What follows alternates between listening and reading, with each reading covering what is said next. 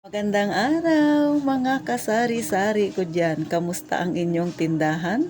Kamusta ang inyong buhay? Sana ay nasa mabuti kayong kalagayan.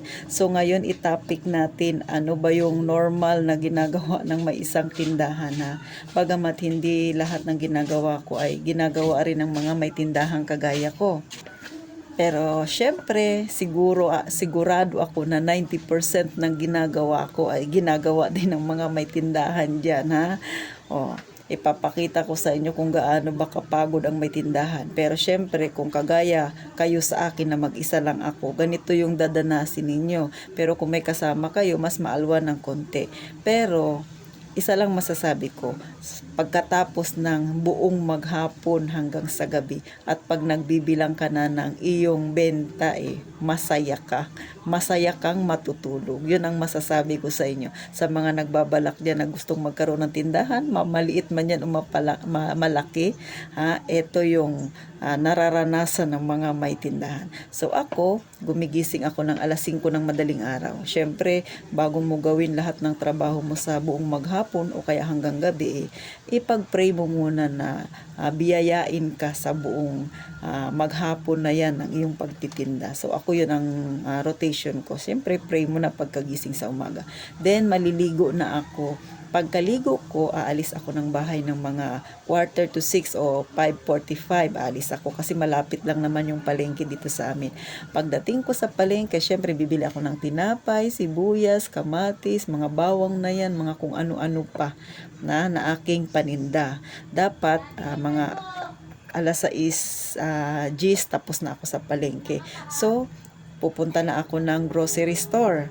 Kasi may grocery store doon sa amin, alas 6 pa lang ay nagbubukas. So, ganun po. Pagka alas 6 G's, pupunta na ako ng grocery. So, mamimili na ako ng mga paninda ko naman sa aking tindahan. Bago mag alas 7 o kaya 6:30 dapat pauwi na ako. Basta bago mag alas 7, magbubukas na ako ng aking tindahan na maliit. So, ganun ang aking rotation sa morning.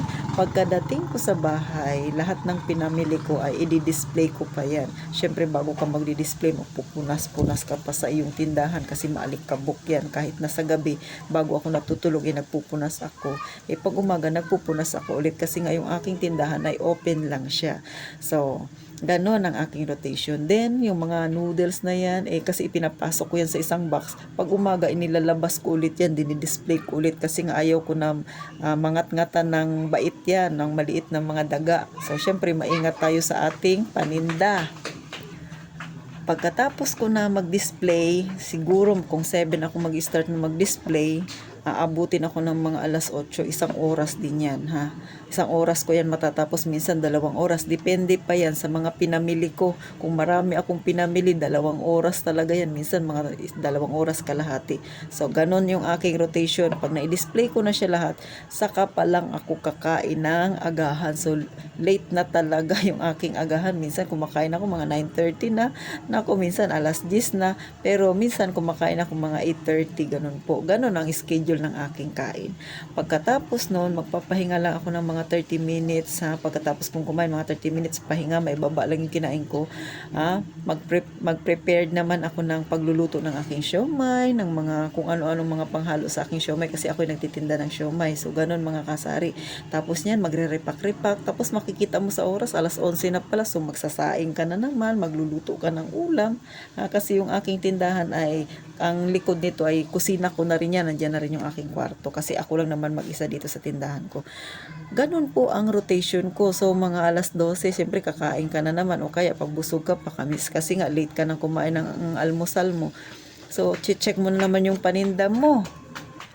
Ano ba yung mga idadagdag mo sa repak-repak na yan? Titingnan mo kung ano ba yung pwede mong bilhin na naman sa kinabukasan. Yung mga paninda mo, mga gamot, i-check mo kung ano yung mga kulang, mga sabon na yan, mga kung anong anik-anik dyan, mga candy. So, ganun ang ginagawa ko. Tapos, syempre, ayusin mo na naman yung mga dapat ayusin kasi yung ibang part, medyo malikabok, di ba? Next nun, magche-check ako ng ref. Titingnan ko kung yung yellow ko ba na nagawa nung gabi, tumigas na, syempre, o ilalagay mo yun sa taas. Tapos, gagawa ka na naman ng panibago.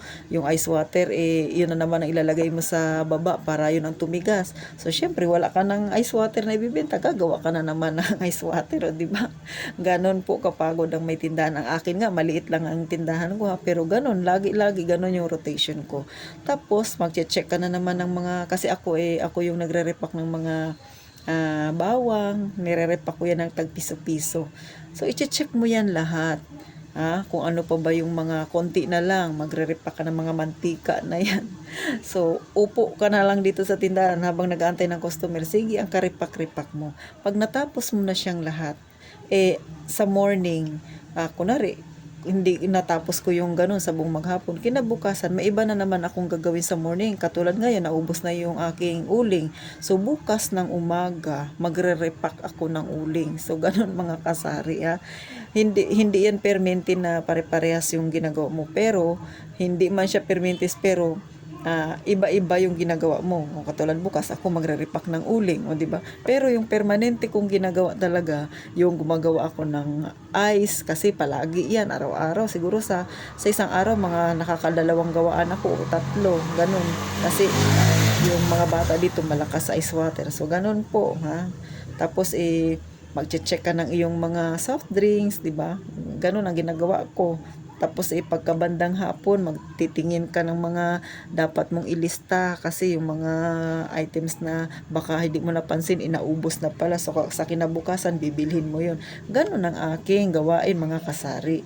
Then pagdating ng gabi, syempre medyo pata ka na, hindi pa kasama doon ang maglalaba ka, hindi pa siya kasama doon mga kasari. So nag-i-schedule ako ng araw ng maglalaba ako para yung gagawin kong paglalaba, yun lang talaga para hindi ako mapagod.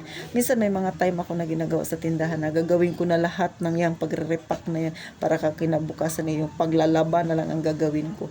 Pero minsan kahit na sabihin natin ginawa ko na yan ng isang araw, marami akong nirepack, may mga time na nauubos pa rin siya. So kinabukasan, schedule mo maglaba, tapos pagtapos mo ng paglalaba, dapat magpapahinga ka na. Hindi pa yan nangyayari, magre-repack ka na naman ulit. Ganon mga kasari. At saka dito sa amin, sa akin, may mga schedule yung mga ahente. Martes, ang schedule ng Martes, delivery naman ng Paragua sa akin. Tapos ang Miyerkules naman ay schedule naman ang delivery ng Baren sa akin. May mga schedule yan sila. Tapos ganun po. Pagka Friday, schedule naman ng ASMI. So ganun. Pero may booking sila. Katulad ng Paragua, Saturday ang booking. Tapos yung isa Tuesday. Tapos Wednesday naman ang delivery. Yung isa ay Thursday. Ang delivery niya ay Friday. So mayroon pa yung iba-ibang mga ahente. Minsan napapadaan dito. Bila-bila susulpot. So ganun. Kaya yung minsan, yung trabaho mo napipending kasi nga may haharapin kang customer. May haharapin kang ahente. So, ganun kapagod ang may tindahan kasari. Kaya kung ikaw ay empleyado ngayon at nag-iisip na magkaroon ng sari-sari store o kaya mag-switch ng trabaho, gusto na lang magnegosyo, siguraduhin mo na ang lahat ng ginagawa ng isang tindahan ay ready ka na. Di ba? Siyempre, kakayanin mo yan kasi ginusto mo yan. Katulad ako, ginusto ko to. Pero dapat ready ka na. Wala nang maraming, bukas na lang. Yung ginagawa mo ng empleyado ka, minsan sa empleyado, minsan napapatamad-tamad man tayo, di ba? Pero pag sarili mo na yung negosyo, hindi mo yun pwedeng gawin kasi sarili mong negosyo yun. Ganun mga kasari. Ito ay hindi ko kayo sa inaano na, wag ka na lang magnegosyo, dami palang trabaho. Normal, ito yung trabaho nating mga may tindahan. So, kayo dyan na nag-iisip na magtindahan, kailangan ihanda ninyo ang inyong sarili pag ito yung nagustuhan ninyo. Kasi kahit maliit lang ang tindahan ninyo, pero lalo na kung tabing kalsada kayo at maraming mga nakapaligid na bahay sa inyo, sa malamang, baka mas maging busy pa kayo kaysa sa akin. So, paano mga kasari Sana nakatulong ako ako sa mga gustong magkaroon ng tindahan dyan. Syempre, pag gusto mo magkaroon ng tindahan, excited ka. Pero sa una lang yun, kasi ako ganyan. Itong huli na, parang napapagod na rin ako. Pero dahil ito yung pinili ko, syempre, dapat mahalin mo yung iyong negosyo. Yan yung trabaho mo, yan yung bumubuhay sa'yo. Dapat mahalin mo rin yung ginagawa mo. So mga kasari, thank you sa inyong panonood. Huwag po ninyong kalimutan mag-like at mag-subscribe sa aking maliit na channel para marami pa tayong maging kasari na kagaya natin ha. Kahit nasa maliit tayo, nasa masa tayo, nasa medyo masang level, nasa mahirap na ang ating pamumuhay, syempre may mga goal din tayo sa buhay at pangarap para marami pa tayong maimpluwensyahan at makatulong tayo na magpalakas ng loob ng kapwa natin, nasa masa ang pamumuhay. So maraming salamat. Mag-iingat po tayong palagi mga kasari.